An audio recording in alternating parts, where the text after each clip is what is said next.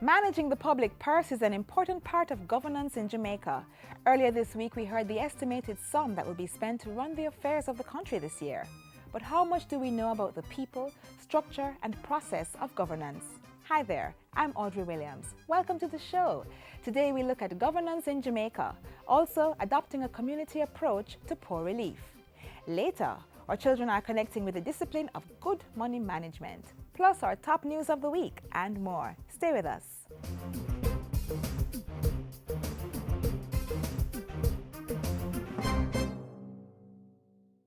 Jamaica, have to protect the life where we live, so you know, say we have to think smart.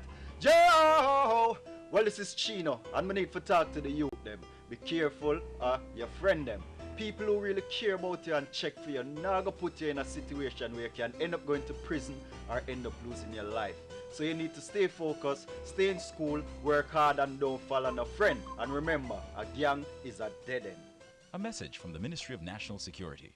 In order to effectively manage and implement solutions to best suit the challenges of society, nations need an accountable government in place. Here in Jamaica, we enjoy a participatory democratic governance system. More in this feature.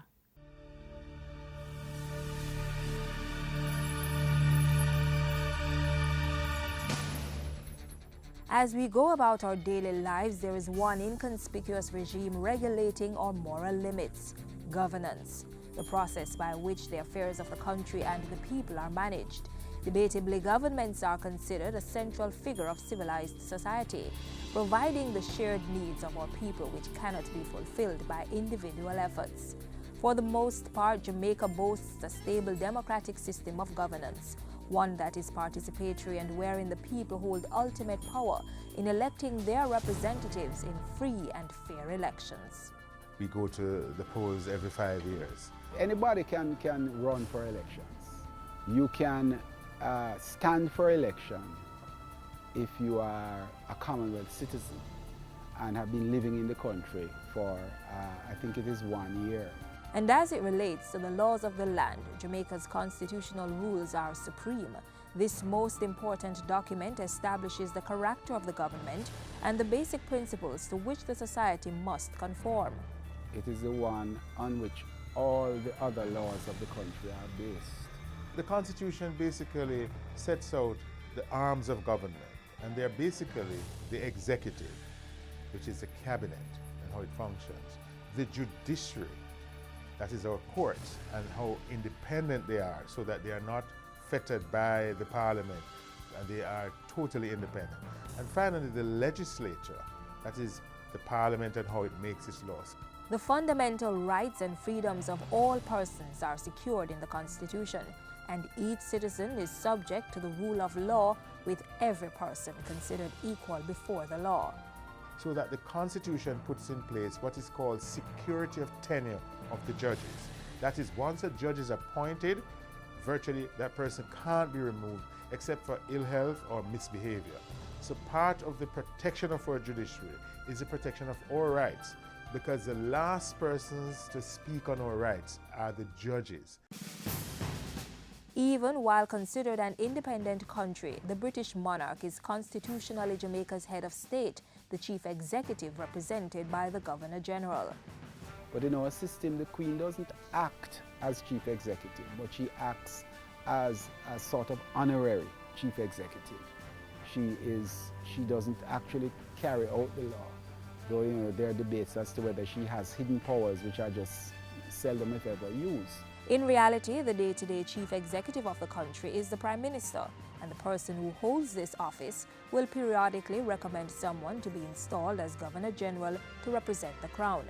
But neither the British monarch nor the Governor-General have any real authority in how the country is managed. Under the Constitution, the Governor-General is given authority to act in many matters, including appointing officers of the civil service, starting and stopping parliamentary assemblies, and granting judicial pardon. In most matters, the Governor-General acts only on the advice of the Prime Minister, but occasionally on the advice of both the Prime Minister and the Leader of the Opposition.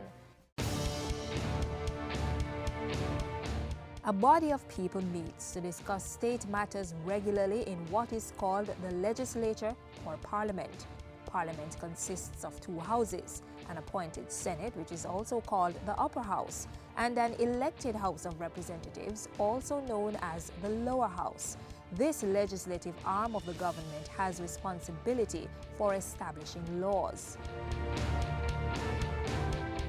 21 nominated persons make up the Senate, 13 appointed by the Governor General on the advice of the Prime Minister, and 8 on the advice of the Leader of the Opposition. Only 4 ministers of government can come from the Senate. When a new Senate first meets, the members generally elect a president and deputy president who cannot be appointed ministers. A Minister of Finance cannot come in the Jamaican Constitution from the Senate. And the thinking behind it is that the Minister of Finance is perhaps the second most important minister after the Prime Minister.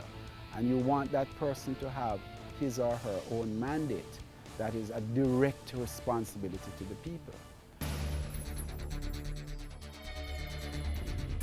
In contrast, the House of Representatives, or the lower house, earns its own mandate and has an elected body. The number has changed over the years, but the current maximum membership is 63. That I will not, except with the authority of the Cabinet. Every parliamentarian who accepts the job to serve takes an oath to defend and uphold the laws of Jamaica and to discharge their duty of serving the people in an impartial and conscientious manner. He's supposed to look after their welfare, respond to their demands, and generally be the representative of his constituents. In practice, most pieces of legislation are introduced and debated first by members of this House. It's the same with other matters of national affairs, including budget, taxation, and the granting of funds. All have to be discussed and approved by the Parliament, which ultimately exercises control over the government's finances. The good conduct of members and House rules are kept in check by an elected House Speaker, who is also meant to ensure that every member gets a fair hearing in the chamber. What, how, and when the various matters are debated is the responsibility of the House Leader, a member of the ruling party who is elected by his or her peers to direct the course of business. And these deliberations are agreed on by the Leader of Opposition Business, who is first consulted by the House Leader.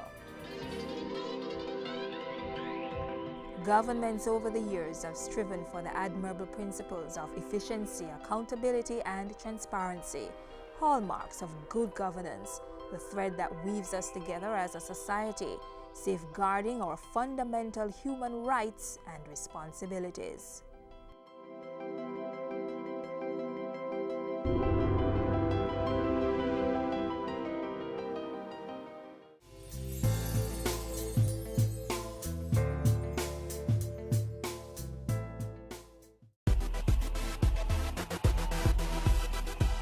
Motorists, know your rights as road users. If you're stopped by the police in a road check, the police have the right to ask for your driver's license and vehicle documents. If you don't have the documents on you, you can ask for 5 days to provide them at a convenient police station. If you don't have vehicle insurance, you can be prosecuted and face the court. If you fail to renew the registration license, the police are entitled to seize your vehicle. If the police wish to search your vehicle, they should tell you the reasonable grounds for wanting the search. If you are given a ticket, sign it only if you plan to pay the fine and not contest the charge in court. And please be reminded, children under 18 years must wear a seatbelt, even if they are seated in the back. Know your rights. Knowledge of the traffic road code makes it easier to work with the police as they do their job to make the roads safer for you and everyone else. Jamaicans are known to be loving, kind, and affectionate people, and this was evidently radiating in the streets of Maypen as the Poor Relief Department and volunteers set out to care for the nation's poor. You might also be inspired to lend a helping hand after watching this.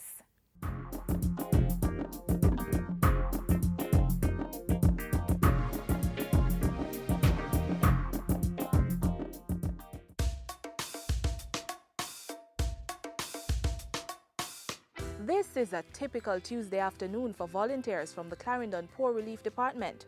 combing the streets of the Maypen town, ensuring that homeless persons are given a hot meal. It's just one of the services offered to the poor and destitute, not only in Clarendon, but island-wide.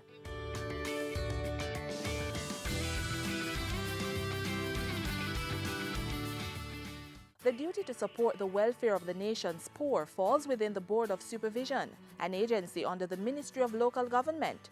In each parish, programs are coordinated by the parish councils and the poor relief departments. We really supervise homeless programs across the island, working with parish councils and also NGOs who deliver services to those who are homeless.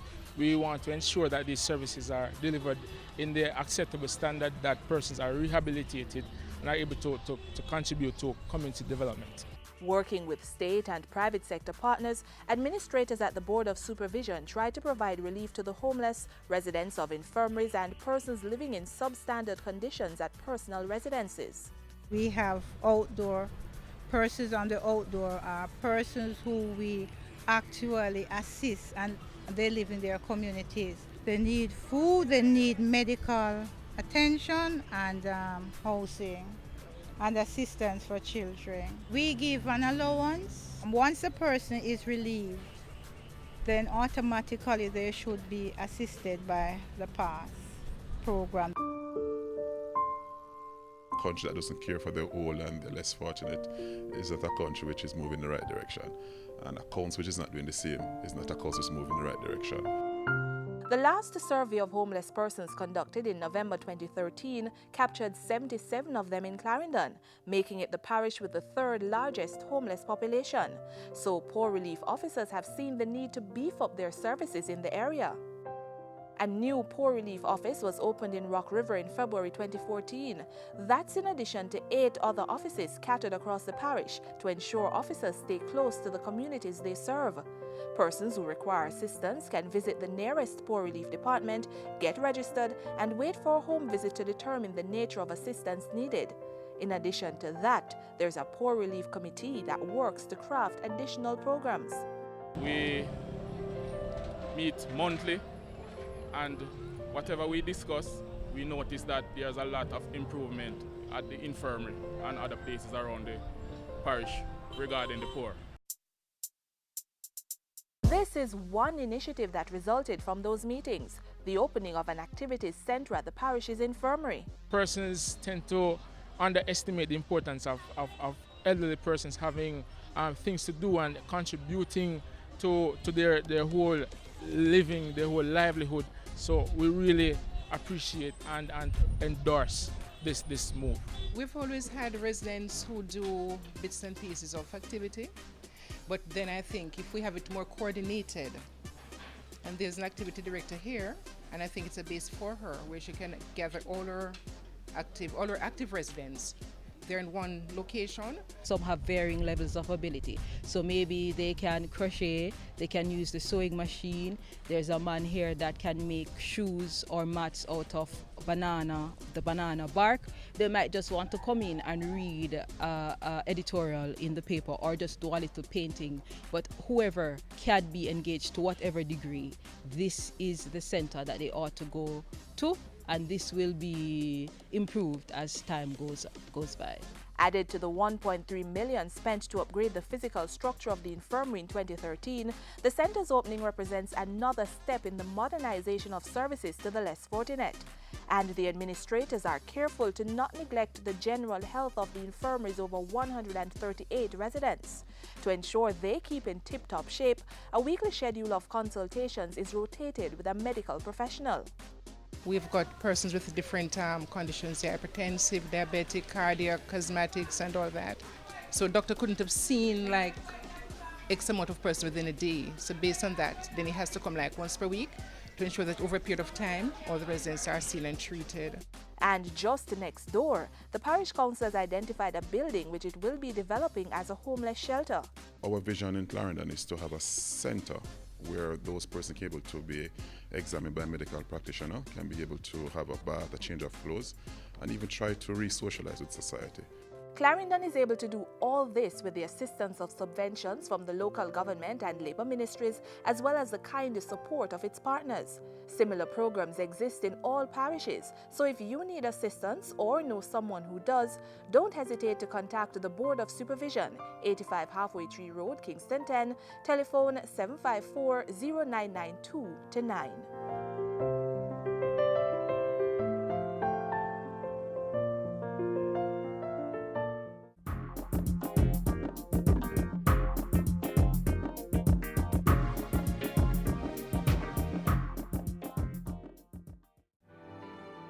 There's a long-distance relay that's still on. Many have taken it this far, each leg as important as the next, each challenge faced with determination. Now it's your turn to take the baton. People living with HIV and AIDS and those who are vulnerable need your commitment. It stands in the way of a better quality of life for all of us and our self-respect as a region. It stands in the way of victory in the fight to stop the spread of HIV. Reject stigma and discrimination. Get us to zero. Earlier, we saw the generosity given to those who have met with difficult times. And though we might be tempted to say, it not reach me, truth is, it could. One way we could ensure that the future remains positive is to adopt good money management skills early. More on that next. Ask a child where money comes from, and you'll get all kinds of answers. Trees, Mama's purse, Daddy's pocket. Okay, let's try to find the correct response. Money comes from the mint. A mint is where people make money to give to other people.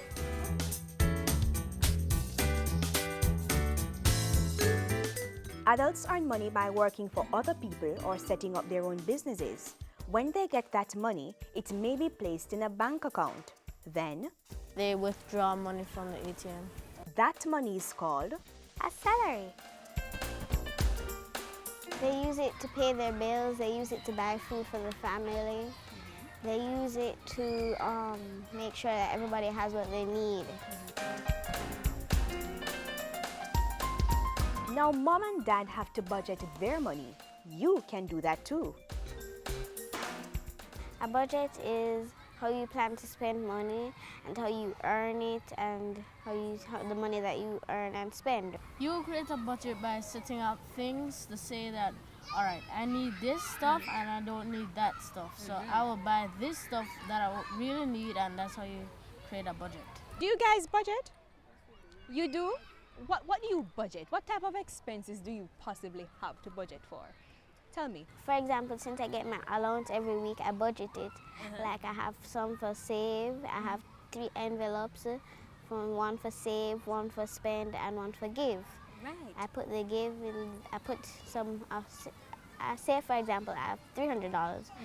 I get $300, so I put $100 in give, $100 in spend, and $100 in save.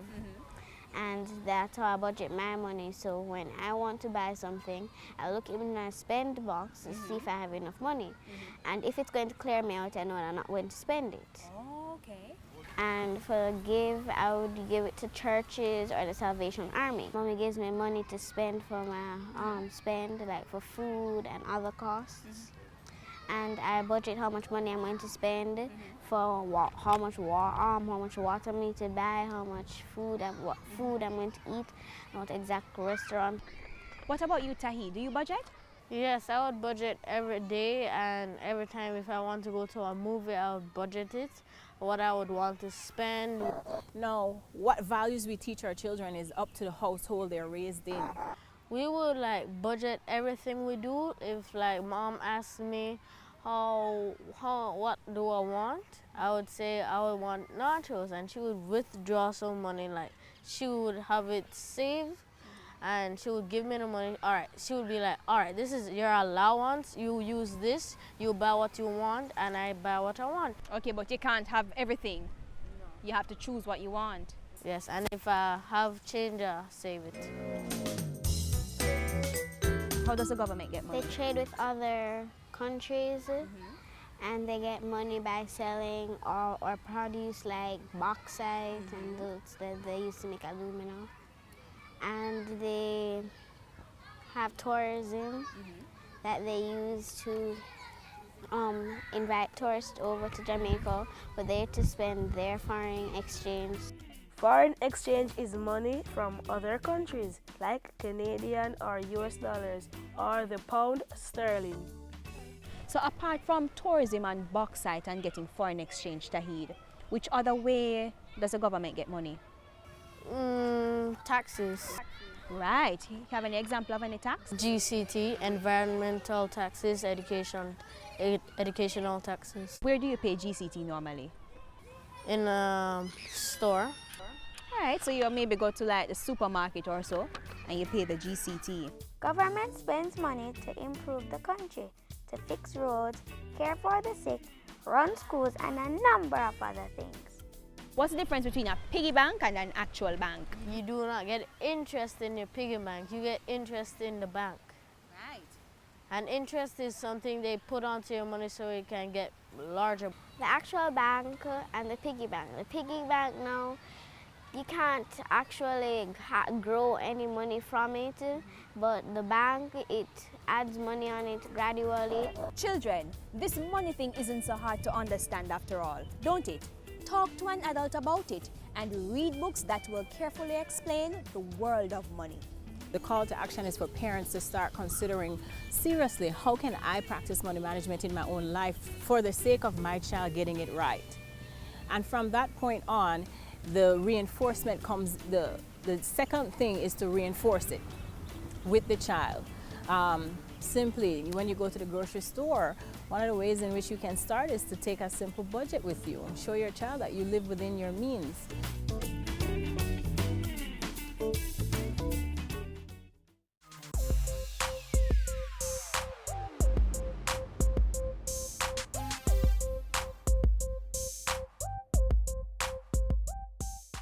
The top news stories of the week are next.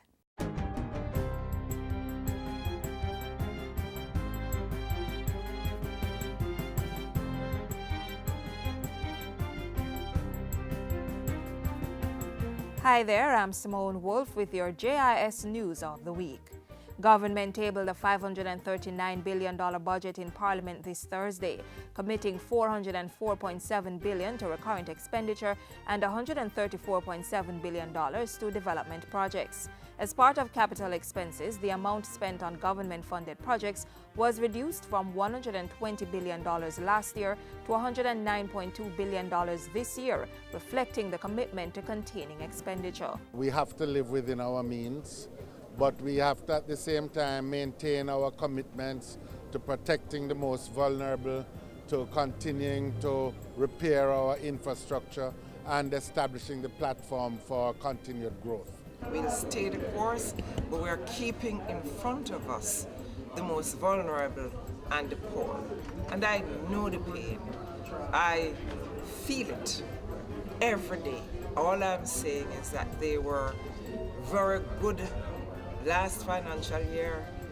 They stuck with us, and I'm just asking them for a while longer.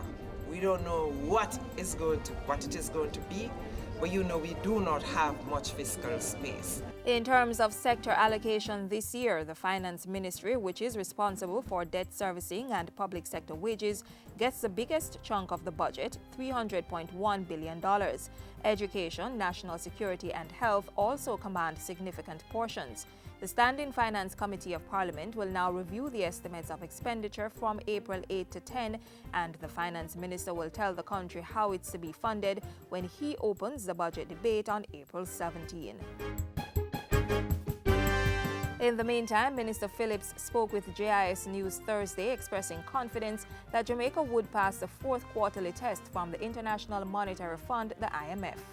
We feel very positive. I feel very positive about the results of the quarter.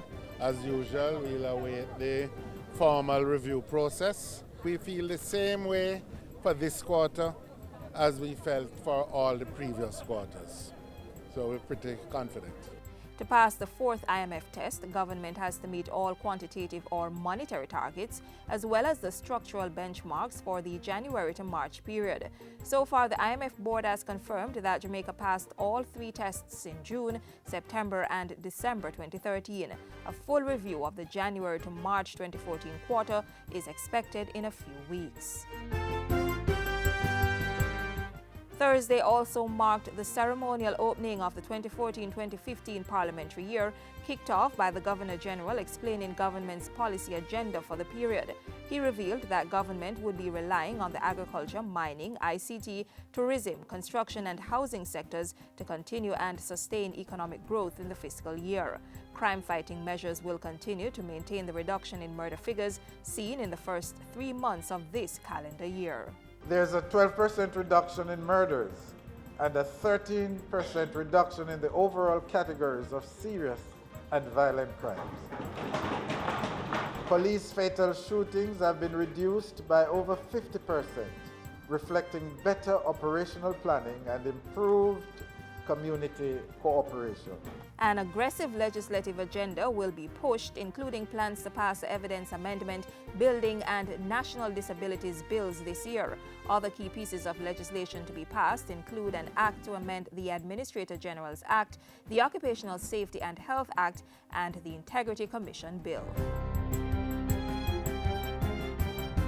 In other news, government has signed a framework agreement with China Harbour Engineering Company, CHEC, for the development of a transshipment hub in the Portland Bight protected area. Transport Works and Housing Minister Dr. Omar Davies says all regulations will be adhered to for the protection of the natural environment. We treasure the preservation of the environment as much as any other group. And I'm convinced that after all the required studies are carried out, including the environmental impact assessment, that this project will be going ahead. The proposed transshipment hub, which is part of the Logistics Hub initiative, is expected to create 2,000 jobs during the construction phase and 10,000 jobs when the project is fully implemented. In the meantime, China Harbour was also given the green light to determine the feasibility of damming the Bogwalk Gorge to support a water supply and hydroelectric power plant. CHEC has signed a memorandum of understanding with the Ministry of Transport, Works and Housing to carry out the study. The dam, if built, would be able to store in excess of 1.9 billion gallons of water. That compares to the 800 million gallon capacity of the Mona Dam, which is the country's largest water facility. It could significantly adjust our normal annual concern about water, potable water, for the Kingston metropolitan region.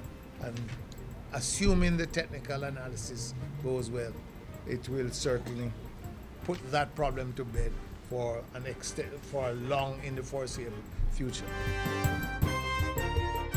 And finally, the integration of private and state bus operations in the Kingston Metropolitan Transport Region took effect on Tuesday, April 1 to provide a seamless service to the public. One of the most noticeable changes is the color coding of sub-franchised private buses to bear the same yellow color as JUTC buses and have identifying stickers on the back and front windshields. Any passenger in the KMTR who sees a yellow bus can be assured that that bus is licensed, insured, and operates to the standards expected in this reform going forward.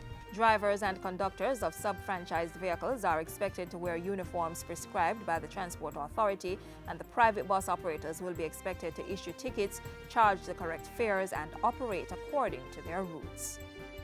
And those were some of the stories making news this week. I'm Simone Wolf.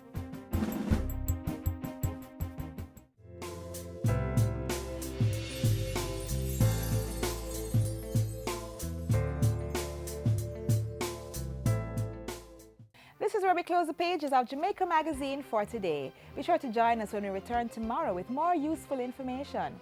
Tell us what you thought of the show. Send an email to jamaicamagazine@jis.gov.jm or hit us up on Twitter @JIS News. And our website, jis.gov.jm, remains a constant portal for the very latest government information.